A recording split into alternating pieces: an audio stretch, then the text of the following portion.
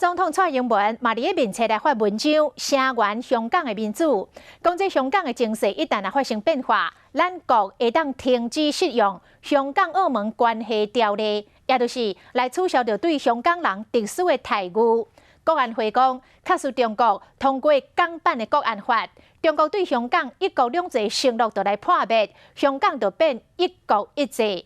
到时阵要安怎来应用？要安怎维护台湾的安全？目前已经有立委提案来修法。中国要制定港版国安法，防止分裂国家、颠覆政权。香港民众周末的时发起游行反对。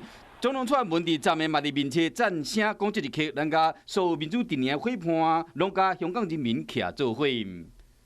马写讲，依照《香港澳门关系条例》第60条，香港情势一旦发生变化，会使停止适用该条例一部分，也是全部。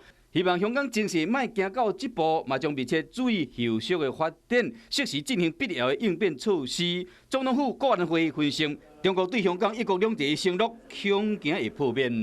就假如中国的人大会通过了港版的国安法，那这代表中国对于香港的一国两制的承诺已经破灭，所以就变成一国一制了。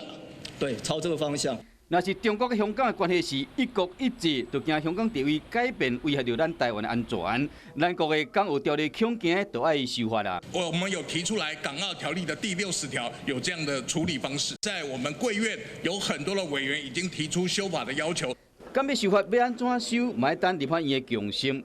国安会嘛表示讲，香港的重要金融中心的角色嘛受到影响。其实香港资金在反送中的期间，甲前年同期比较起来，去年已经外流60%的资金甲人口拢可能继续外流到台湾来。看来台湾袂使挂无事牌，都要随时因应做准备。